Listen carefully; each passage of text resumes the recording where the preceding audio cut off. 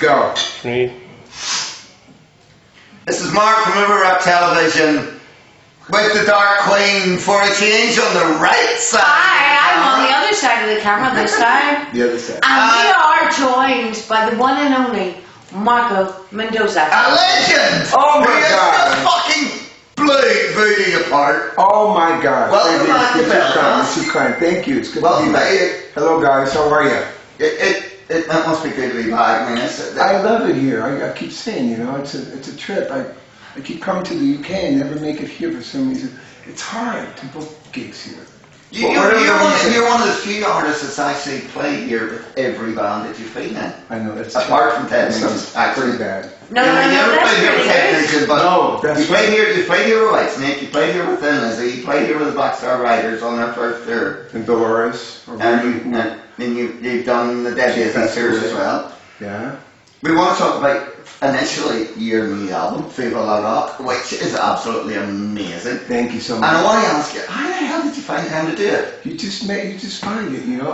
Actually, it happened by kind of like default, because I was talking to labels for a few years. I've been getting really, I mean, like over the top busy with the Daisies, right? You've seen us. We're all over the globe. Literally, like. Daisies is going absolutely. It's a great. It's the best band. I mean, I love all the guys, and we were able to concentrate and take care of a lot of business in the matter of 3 years, 2 or 3 years. We've covered a lot of ground because there's a lot of talent there, and we're a little older, a little mature, and we can refocus. Can you stop the older bit? The older, hey, it's no, alright. But you know, we're all 18 in our heads. I know. I've been 49 for a few years. No, we're all 18 in our heads. Somebody said the other night, it was Lips from Anvil. Oh yeah. Anvil played here a couple of weeks. The first time in 40 years that they've played in Belfast. He says, we can all grow old, but we're not allowed to growing up is not cool. No. Well, I've different opinions. And that's the rock and roll lifestyle, isn't it? You're not allowed to grow up. Well, I have a different opinion. That's another interview. But I'll tell you, for me, when I started growing up is when my life took off. It just started happening because I started just showing up on time and being responsible. And the reality, without getting too deep, and I don't know if you're looking for this, but music is a privilege. To be able to live off the music, it's a privilege. You got to respect and do it with respect. Show up on time, prepare for it. Work at it, and so like anything else. So it's like that. And yeah, along those lines, there's a big irresponsible side of it, you know, which is what makes you do it in the first place. I get that. But the people who are out there successfully for 40, 50, 60 years, and I know a lot of bands, are because they're around and they're relevant because they focus, man, and they show up and they grow up a little bit. So that's part of it. But it's all good, man. I mean, whatever works for everybody. All individuals, we're all different. And for me, I have to grow up a little bit, just a little bit. Like Spider-Man says, with responsibility comes responsibility. Yes, exactly. Accountability. Yeah. You want to be responsible, so you're accountable. But whatever, we don't mind talking. Let's talk about the new album, Viva La Rock. Yeah, Viva La Rock. An amazing album. Thank you. We were saying, how did you find the time to actually record it in between? That is, you've been so busy. It's been album tour, and then all of a sudden the Mark Mendoza album comes out of nowhere, and you're going, where? Fred, did they do that? How did he find time to do it? I think because there had been a few years lapse, and we all of us, we're always writing ideas, and so we have a collection of possible songs, not finished, but just sketches and all that. I'm probably going to go to the hotel and write something. But long story short, I was on my way to do Europe. I booked a tour like this, and I was talking to 3 labels at the same time. They were all like, you know, you haven't done an album. It's been 7 years, 6, 7, 8 years.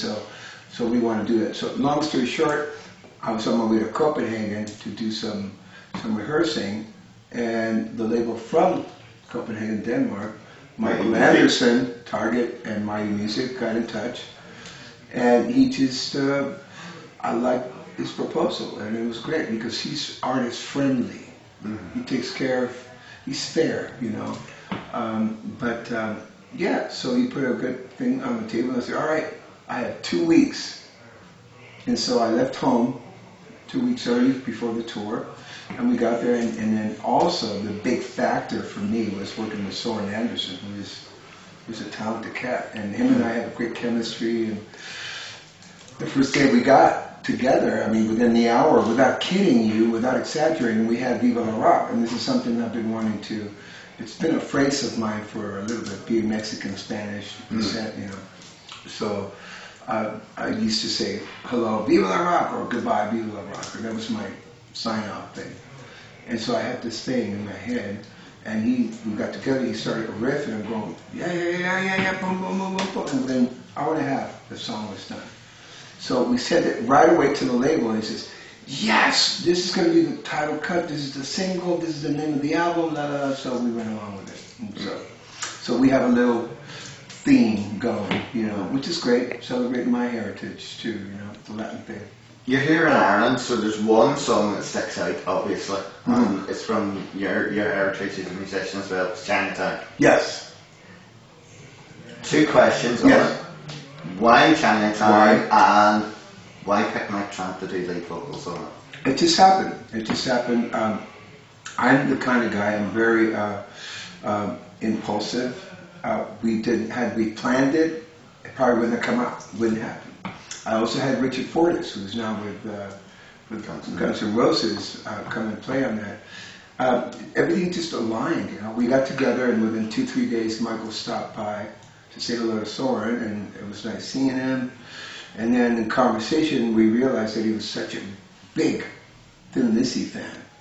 Huge, like massive, like a lot of people I am too.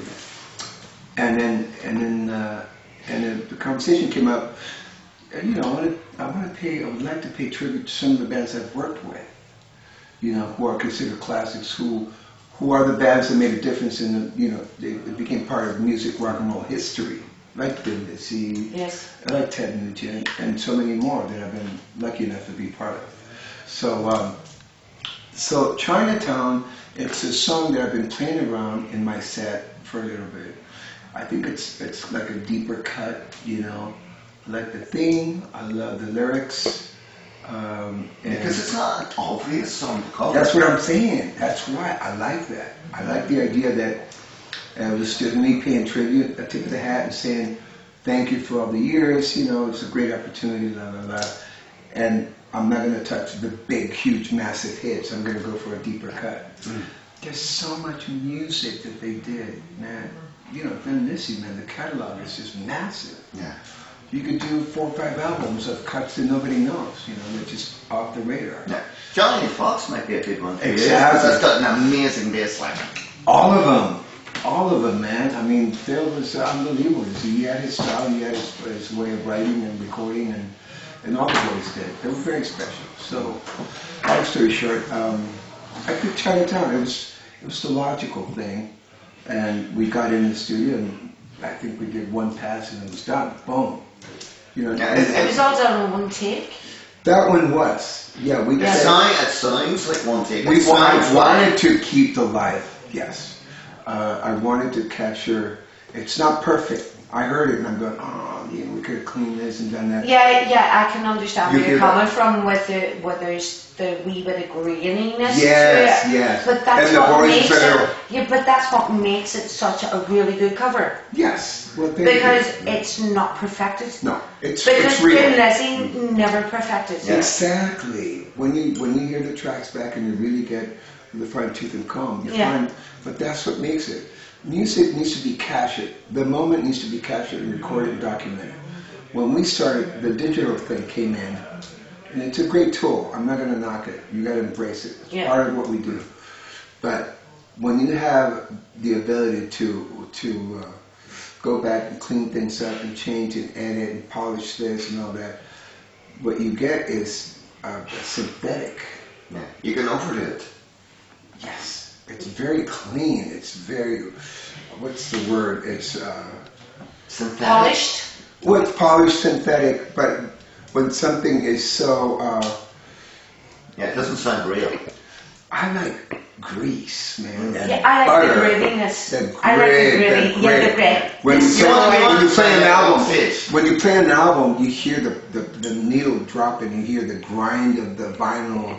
Oh, the crackle of the vinyl is It's just right. amazing. Right. So it's a trick, man. But you don't get the crackle from a CD. No. So So we need- took it to an extreme. You need to pick up Yeah. on that No, bit of that- graininess. So this is a beautiful thing about the bands that I've been working with. One, Neil Sean. I've done a lot of work with him, and we go live, man. We rehearse, we learn the stuff, and then we record. Yeah, there's isolated rooms, but we're all playing for recording purposes. The same thing with the stuff I did with Ninja. It was live. We were all playing in the room, and then you see, and so on and so forth. Yeah. So many bands, but the Dead Daisies, that's the thing that it was founded on. We wanted to go back to the 70s when, you rehearse, you write something, and you rehearse you over and over until you get it, and then you record it. You press the record button, boom, there it is.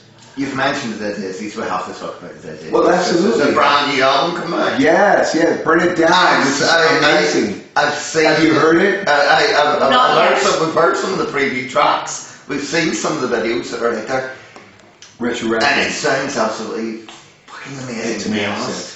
It's massive. And it sounds live and it sounds raw. Yeah, it is. It's live rock, but it's heavier too. We Yeah, wanted it's to go very more- heavy. We wanted to lean more on that side, and I think it's going to be great, really well There's received. been a change in lineup as well. Yes, What's Dean brought to the Dean is, he's one of those cats that's got legendary status. He's a dear friend. I love him to death. He's one of the most talented folks out there, like a lot of cats.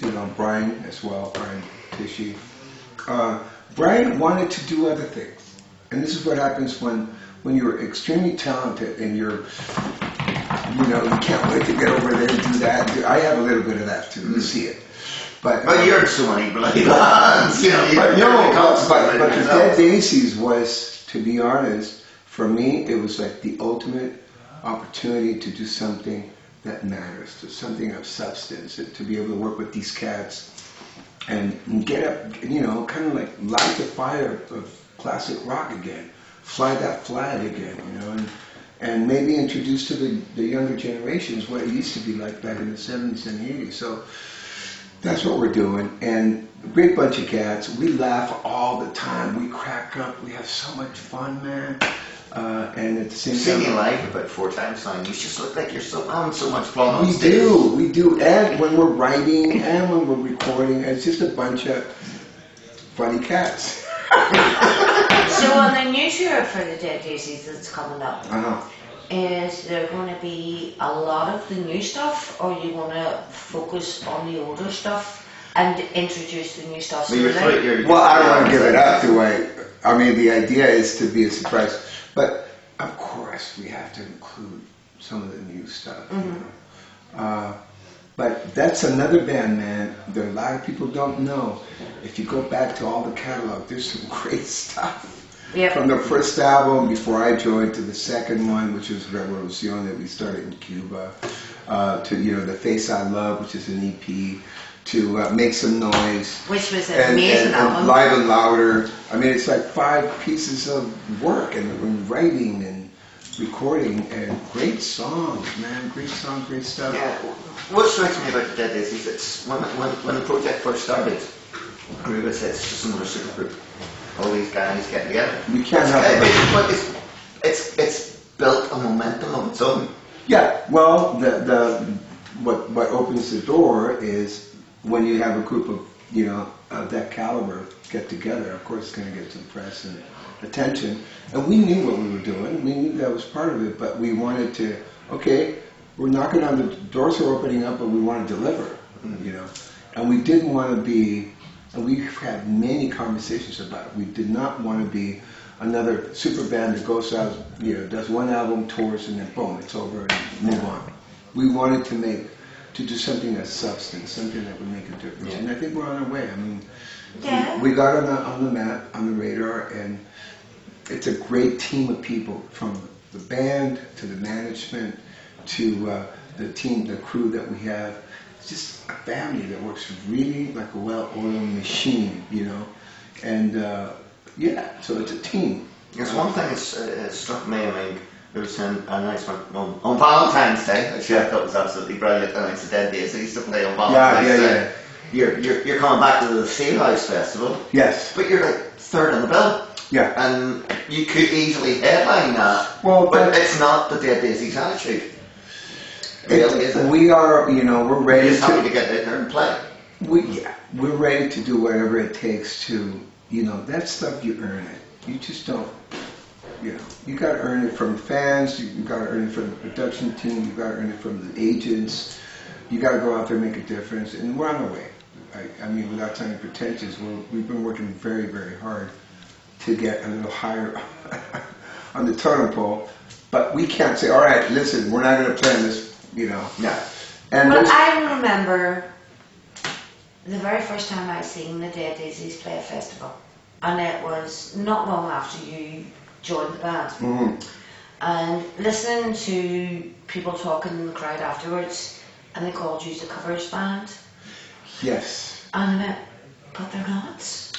Well, this is something that I could understand why, because it's traditional now with the Dead Daisies to do covers. Yes. For the same bloody good covers. Well, for the same reason that I did covers on my album. I just wanted to pay tribute to all the music and all these songs that we grew up listening to that influenced us, that inspired us.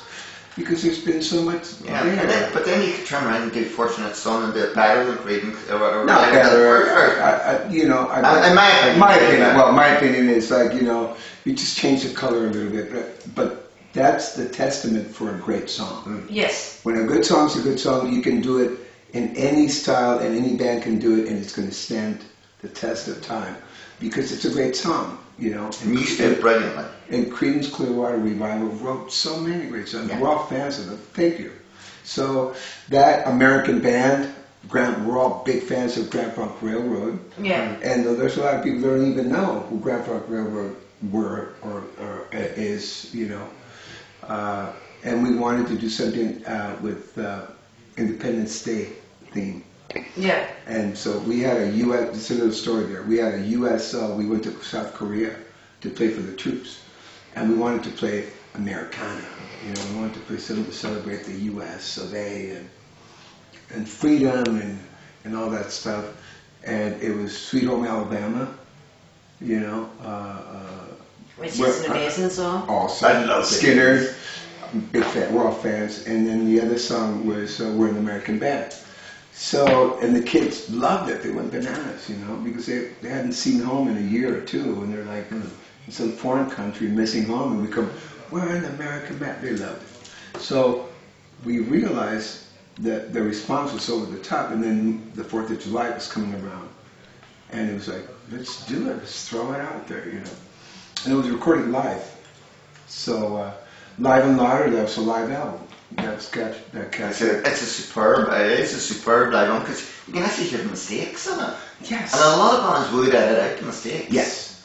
No, we wanted to keep it as yeah, there's a couple of instances you hear Doug like drop a note or everybody, and I hear myself hitting flat, but it's live, man, and but the vibe is so massive and so big. It's got a lot of, But that's the whole thing about a live gig. Yeah. Because it's never perfection. Yeah. And somebody always drops something.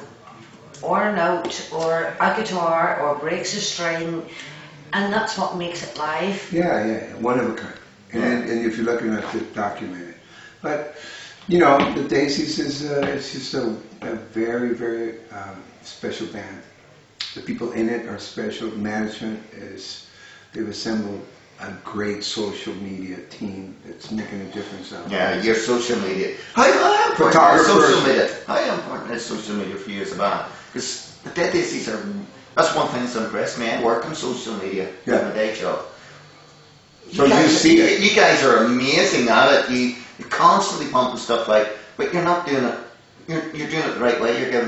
You're constantly giving these. How important is the likes of social media, Facebook, Twitter? How important is it to you guys as a band? Considering when you first started out, it was, let's mail a press release to somebody and see. It was quite a few conversations that involved awareness of that, and we wanted to make a difference, and we embraced it. You know, you have to. I'm doing it now. I was going to be that guy going, no, that's not, no, we don't need to. No. The fans will know, the fans will come. They don't need no social crap or whatever. And then we started noticing the difference, and it's you have to embrace it. It's, you know, it's moving forward. Like 1.5 million followers or something on Twitter these days. Yeah. It's and it started like anything and anybody else, you know, 10,000, 20, 30. And it's built organically because you've interacted with your fans, but yes. it is what social media does. You stay in touch. We wanted. I also remember talking about it, and our founder David Lowy puts it so eloquently. Like we want the fans to be part of our journey, and so anytime we can include them in the backstage or we're doing this or that, we want them to be part of the journey. Which, you know, it includes you into something that's, we're a new band, for all intended purposes. We're a new band. I mean, we're 3-4 years old. And, I mean, a lot of bands out there didn't get recognized until 10, 20 years later, you know. So yeah, we used everything to our advantage. We used the fact that we've been around for quite a long time. We have a lot of experience. We're a little older. We're a little wiser. We kind of understand how the whole thing worked. And then social media, grabbing that together. And but the bottom line, bro,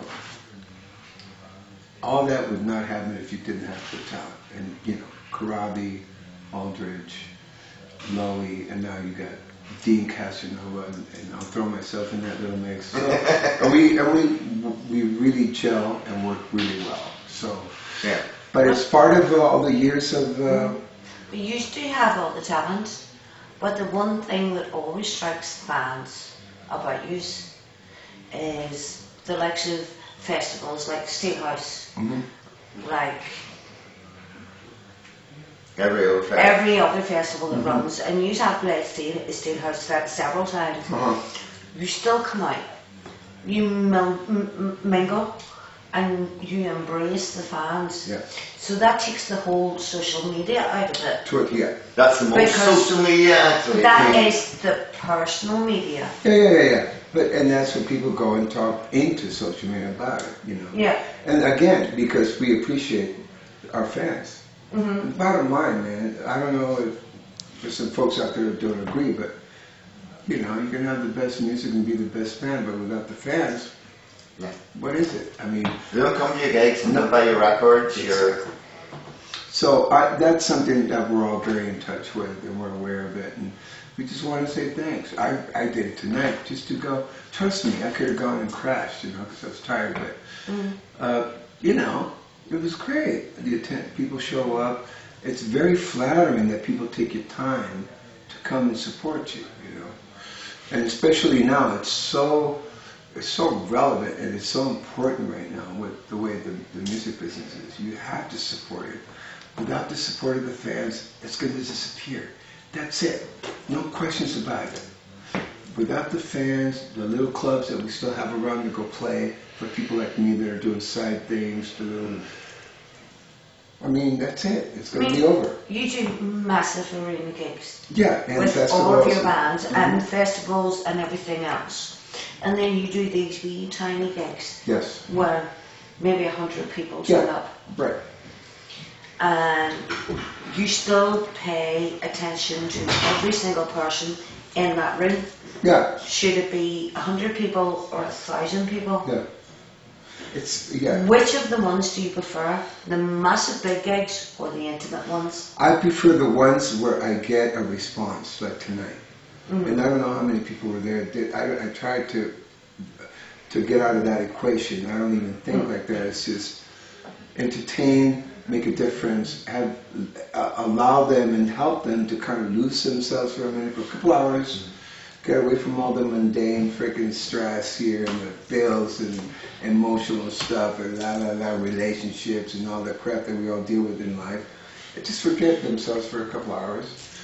And if I have 100 people going, that's it. That's my payoff, you know. Mm-hmm. Of course, you know, it's going to sound a little louder if you have 1,000. Or we did this thing in Poland last year, and it's documented. It's on video. I think we got told there was almost like 300,000 people in Poland.